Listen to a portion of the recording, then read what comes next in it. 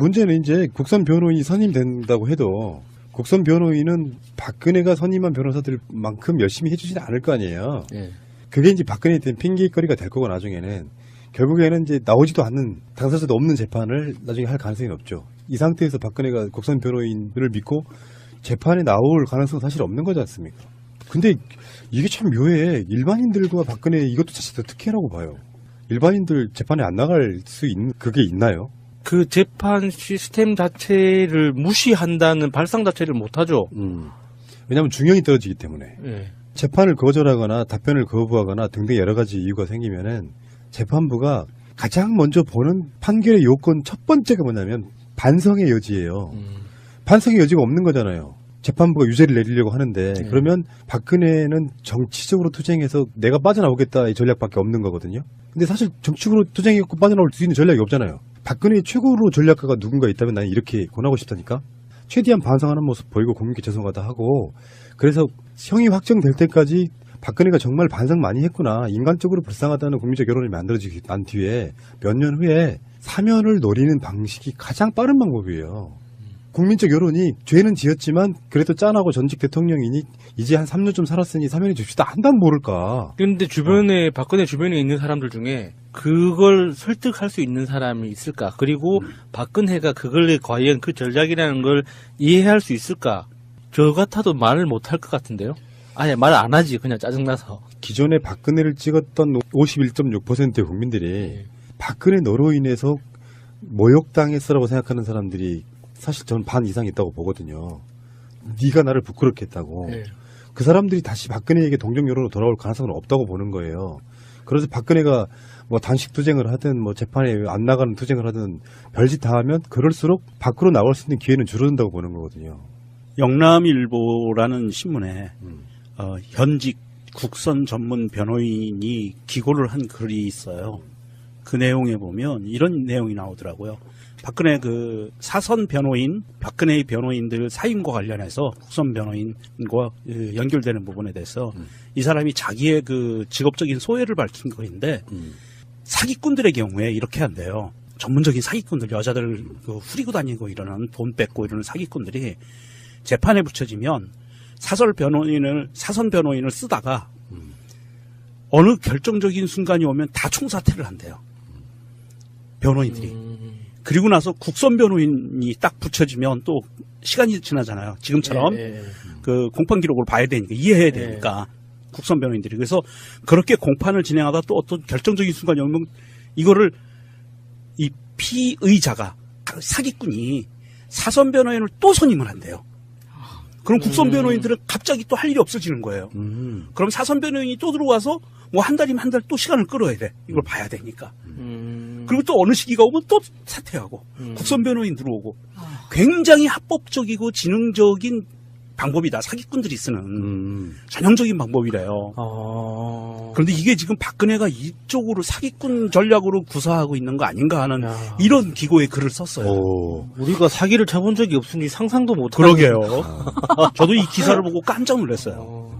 아 이런 케이스가 있었구나. 사기를 쳐본 적이 없다고 말하는 저 사기꾼. 죄송합니다. 사랑의 사기꾼. 왜 그런 거 있잖아. 왜 마음을 뺏어가서 돌려주지 않는 거. 절도범. 그러니까 온갖 감언이설로 상대방 마음을 뺏어가고 난 뒤에 돌려주지 않아. 그럼 사기지. 사기죄가 어떨 때 생기는 거죠? 일반적으로? 일반인 사이에? 대충 어떤 그런 규정을 알고 있죠. 재산상 손해를 입혔을 때 성립하는 거 아니에요? 상대방을 기망해서. 예, 기망해서 내가 재산상 손해를 입혔을 때. 예, 내가 상대방을 기망해서 어떤 재산상의 이득을 얻었을 때 사기예요. 예. 근데 이런 게 있어요. 그게 사기와 정상적인 돈 거래가 구분이 안 될 수 있잖아요. 그렇죠. 애매하죠. 그게 사실은 변제할 능력도 없으면서 한 10억 꿨어. 근데 나는 우리 사업에 있어서 비전을 제시하고 꿨는데 이 사람이 그거 보고 돈을 빌려줬는데 나중에 사업이 안 됐다든가 돈을 안 갚는다든가 해서 이 어떤 문제가 발생할 수 있잖아요. 물론 거기 이제 법이 정밀하게 판단합니다. 사기를 칠 의도가 있었냐 없었냐를. 근데 일반 사인 간에 제일 중요한 거는 변제하려고 노력했냐를 가장 먼저 봐요. 예. 법에서는. 예, 맞아요. 노력의 의지가 보이면 정상적인 경제 활동으로 보거나 하는 방식으로 법으로 사기죄를 걸지 않아요. 근데 사기꾼들이 그걸 악용하는 경우가 있어요. 그렇죠. 예. 그러니까 돈을 갚지 않을 의도로 돈을 빌려놓고 1년에 소액씩 갚아 나가는 거죠. 그래서 입금 기록을 남겨놓으면 경찰에서는 그걸 사기로 보지 않더라고요. 박근혜는 국민을 상대로 한 사기쳤지? 네. 아, 그 사기로 보면 박근혜는 정말 사기꾼 중에서도 정말 고도의 타고난 사기꾼이죠. 자기가 사기를 치고 있다는 걸 모르고 있잖아요. 자기를 제게 속였어? 예, 자기 스스로를 속여가지고 예. 자기는 사기를 치고 있지 않다고 정직하다고 생각하잖아요. 정말 사기꾼 중에 최고봉이라고 볼 수 있죠. 근데 박근혜는 여기서 특혜를 받고 있어요. 국선 변호인 보통 사람 같으면 한 명 붙여주잖아요. 그 5명이나 붙였다는 것 자체가 전 특혜라고 봅니다. 12만 원 건이라잖아요. 근데 법원 입장에서는 12만 페이지. 빨리 진행을 해야 돼서 예. 한 명이 하면 뭐 1년 걸릴 거, 5명이 하면 몇 개월 걸릴 수 있잖아요. 그런 방식으로 하려고 하는데 문제는 이제 박근혜가 재판에 출석을 할 것이냐 생각해보면 깝깝해요. 법은 법대로 집행하면 되는 거거든요. 자기가 재판받기 싫다 그러면 국선 변호인을 통해가지고 할 수 있는 절차를 다 지킨 뒤에 법원이 징역 10년, 15년 이렇게 딱 때려놓고 계속해서 잡아두는 거예요. 근데 이제 저쪽 의도를 난 모르겠어요. 그쪽 사람들이 대책도 없이 유영아라든지 등등이 박근혜와 공모해가지고 그것도 불법적으로 선임된 변호인도 아니면서 하루 종일 접견실에 앉아가지고 앞으로 어떻게 전략을 짰다고 하면 법적인 전략은 이건 사실은 전략이 아니고 땡깡인데 만약에 법적인 걸 밖을 떠나 정치적인 전략이라고 하면 동정 여론을 일으켜서 빼내라. 근데 거기까지 너무 시간이 많이 걸린단 말이에요. 확정 판결이라도 나야 뭐 사면해주거나 말거나 할 거 아닙니까? 그러면 뭐야? 파옥이에요, 파옥. 내란. 난 거기까지 생기니까 좀 손짓한 거예요. 예를 들어서 국민적 여론이 지금 현재 촛불 집회에서 우리가 박근혜를 탄핵시켰던 거랑 유사한 시스템 속에 박근혜를 피해자 불쌍한 코스프레를 만들어 놓고 범국민적으로 촛불 집회 같은 걸 크게 일으켜가지고 결국엔 정부가 그것을 패배하는 형태로 해서 박근혜가 감옥 밖으로 나온다. 사실 이것도 사실 불가능한 상태인데 이런 전략을 짜는 놈이 도대체 누군가 싶어요. 아무도 모르죠. 누굴까요? 박정희가 그랬나? 박정희가 뭐 반신반인이라. 미리 써놨나 그런 그 예언을? 혹시 다스의 주인? 다스의 주인은 지난 방송에서 명령님이라고. 영종님이 지금 저였으면 좋겠다 그랬죠. 저 어쨌건 박근혜가 구사하는 전략 자체는 박근혜 머리에서 나올 수는 없는 것 같고 박근혜는 그러니까 결론적으로 청와대에서는 최순실한테 감옥에서는 유영아 정도로 의심되는 또 다른 어떤 세력들에게 끊임없이 이용당하고 자기 색깔 없는 상태로 최소한 그랬으면 좋겠습니다. 국가 지도자라고 하면 지금까지 보여준 모습들이 얼마나 부끄러운 모습이 많았어요. 국정농단 말고도. 대통령이라는 자가 미국 대통령 오바마랑 기자회견할 때 딴 생각하다가 답을 못해가 우물쭈물하는 그런 여러 가지 것들로 인해서 그러니까 외국에서 봤을 때는 정말 바보가 대통령이 아닌가 싶은 정도 국가 브랜드를 상당히 많이 좀 떨어뜨렸다고 생각을 하거든요. 독재자의 딸로서 그런 사람이 스스로 자기의 어떤 현 상황이나 위치나 이런 반성이 없는 상태라고 하면은 이건 정말 깝깝한 거예요. 박근혜 입장에서 보면. 근데 자기는 모르는 거죠, 그게. 깝깝한 상태가 이런 걸 모르는 거죠. 용서도 안 돼요, 이제는. 이렇게 나간다면. 알겠습니다. 그래서 노회찬 의원이 국정감사에서 또 하나 이야기한 게 박근혜 전용 변호인 접견실도 있다. 박근혜 접견실 이렇게 쓰여있진 않지만 사실상 박근혜가 전담하다시피 한 접견실이 있었을 거예요. 네, 전문용어로 아도친다고 하죠. 하루 종일. 예. 일과 시간 내에 전부 다 그런 시간이 있었어요. 보통은 그 구치소나 형무소에서 특히 구치소에서 변호인 접견권이 엄연히 있기 때문에 법으로 보장되기 때문에 변호인이 와서 하루 종일 그렇게 접견실에서 접견을 하면 구치소 측에서도 운영상에 굉장히 어려운 부분들이 있어서 따로 만들어줬을 확률이 높아요. 그건 이제 특혜라는 부분도 있지만 특혜라기보다는 귀찮아서 방을 하나 따로 만들어주지 않았나 그런 생각도 좀 들기도 하고요. 다른 사람들을 접견하는데 얼마나 힘들겠어요. 그러니까 접견실이 특혜라는 표현보다 인권 침해 당하고 있다는 것에 대한 또 다른 반론 중에 하나가 이게 아닌가 싶어요. 당신만 접견서 쓰고 있어. 제가 알고 있기에 서울구치소에 접견실이 6개인가밖에 안 된대요. 그러면 이게 이제 시간대별로 나눠가지고 뭔가를 해야 되잖아요. 그 시간대별로 배분해야 되는 그 접견실 사용을 한 사람이 독점하면 다른 접견실은 정치가 될 수밖에 없는 상태가 돼서 결국 피해를 입히는 거죠. 이것도 일종의 구치소의 화이트리스트인 거예요. 화이트리스트를 지원해주다 보니 다른 사람들이 피해를 입는 방식. 세월호 유가족 분들이 박근혜와 이병기 등을 고발했습니다. 작년에도 고발을 했었는데 그때는 검찰이 각하 처분했거든요.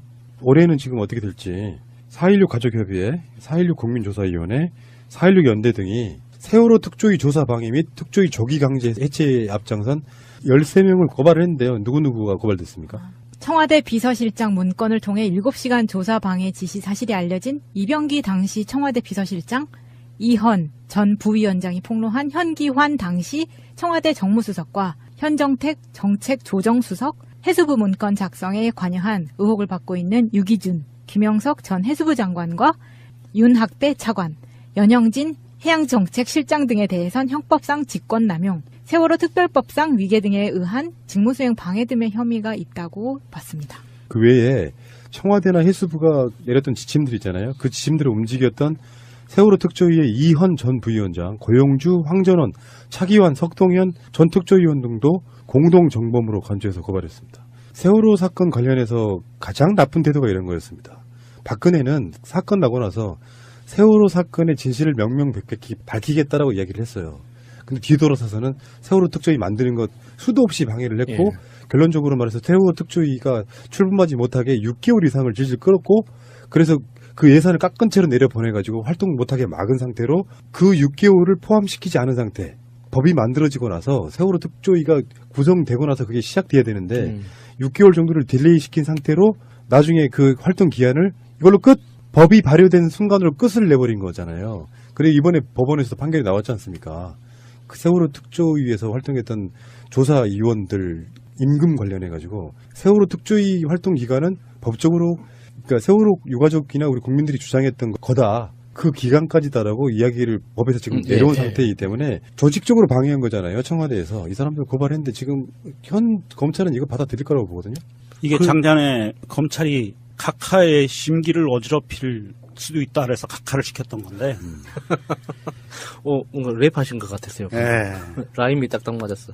작년에 검찰이 좀 작년까지 굉장히 좀 심했죠. 네. 우리 모두 알고 있다시피. 그래서 그 7시간이 이 조사를 방해하는 만큼의 훨씬 몇 배의 강도로 7시간이 궁금해지는 거잖아요. 도대체 뭐길래 그걸 감추기 위해서 이렇게 방해를 하는가. 국정원의 그 활약상을 보면 증거를 조작했을 수도 있는 거잖아요. 어떤 상황을 그 영화 시나리오처럼 댓글 심리전단팀 사무실을 통째로 조작했던 것처럼 그렇게 국정원이 해줄 수도 있었는데 도대체 7시간이 뭘 했길래 전날 과음해서 뭐 늦잠 잔 것도 아니고 도대체 뭘 했길래 그걸 감추기 위해서 그렇게 조작도 할 수 없을 정도로 그런 상황이었는지 사람들이 여러 가지 상상과 의혹을 갖게 만들잖아요, 이게. 이 자체가. 그리고 작년에 세월호 특별조사위원회에서 이정현을 고발을 했거든요. 1년 4개월이 됐는데 세월호 참사 당시에 KBS 김시곤에게 해양경찰청 비판기사를 빼달라고 이렇게 청탁 넣고 했던 압력을 가한 혐의로 고발을 했는데 1년 4개월 만에 검찰이 이번에 이정현에 대해서 곧 기소 여부를 결정할 거다라고 지금 보도자료가 나왔습니다. 이게 이제 정권교체 효과죠. 네. 그러니까 정권교체가 되면 그러니까 우리가 검찰을 욕하지만 검찰이 검사 동일체네 뭐네 뭐 이런 상명하복의 조직으로 만들면 안 된다는 게 이런 점들이었거든요. 검사가 봤을 때 이거 문제가 있어 그러면 대통령도 걸어 청와대에 있는 실세도 걸어 그게 정정당당하게 수사를 해왔다면 나라는 이 꼴로 안 나거든요. 이런 측면이 이제 기존에 있던 검찰에 대한 불신으로 이어지는 거고 윤석열 검찰 그러니까 검찰총장은 뭐 무일이지만 상식적으로 일을 다 하는 것 같은 느낌은 서울중앙지검이기 때문에 그런 느낌에서 이제 저는 그런 믿음은 좀 있다고 봐서 박근혜 정권 때 검찰들이 국정감사 이런 데 나오면 전혀 못 믿겠는데 윤석열 지검장 나와서 여기 답하는 거 보면 믿음이 가고 다스는 누굴까요? 그렇게 말이에요. 알면서. 아, 이런 케이스가 있었구나. 사기를 쳐본 적이 없다고 말하는 저 사기꾼. 죄송합니다. 사랑의 사기꾼. 왜 그런 거 있잖아. 왜 마음을 뺏어가서 돌려주지 않는다. 절도범. 그러니까 온갖 감언이설로 상대방 마음을 뺏어가고 난 뒤에 돌려주지 않아 그럼 사기지. 사기죄가 어떨 때 생기는데서 일반적으로 일반인 사이에 대충 어떤 그런 규정을 알고 있죠. 재산상 손해를 입혔을 때 성립하는 거 아니에요? 상대방을 기망해서. 기망해서 기망해서 내가 재산상 손해를 입혔을 때. 예, 내가 상대방을 기망해서 어떤 재산상의 이득을 얻었을 때 사기예요. 근데 이런 게 있어요. 그게 사기와 정상적인 돈 거래가 문제 안 될 수 있잖아요. 그렇죠. 애매하죠. 그게 사실은 변제할 능력도 없으면서 한 10억 껐어. 근데 나는 우리 사업에 있어서 겠다 이 전략밖에 없는 거거든요. 근데 사실 정치적으로 투쟁했고 빠져나올 수 있는 전략이 없잖아요. 박근혜의 최고로 전략가가 누군가 있다면 나는 이렇게 권하고 싶다니까. 최대한 반성하는 모습 보이고 국민께 죄송하다 하고, 그래서 형이 확정될 때까지 박근혜가 정말 반성 많이 했구나, 인간적으로 불쌍하다는 국민적 여론이 만들어지기 난 뒤에 몇 년 후에 사면을 노리는 방식이 가장 빠른 방법이에요. 국민적 여론이 죄는 지었지만 그래도 짠하고 전직 대통령이니 이제 한 3년쯤 살았으니 사면해 줍시다 한다면 모를까. 그런데 주변에 박근혜 주변에 있는 사람들 중에 그걸 설득할 수 있는 사람이 있을까? 그리고 박근혜가 그걸 과연 그 전략이라는 걸 이해할 수 있을까? 저 같아도 말을 못할 것 같은데요. 아예 말 안 하지, 그냥 짜증나서. 기존에 박근혜를 찍었던 51.6%의 국민들이 박근혜 너로 인해서 모욕당했어라고 생각하는 사람들이 사실 저는 반 이상 있다고 보거든요. 네가 나를 부끄럽게 했다고. 네. 그 사람들이 다시 박근혜에게 동정 여론으로 돌아올 가능성은 없다고 보는 거예요.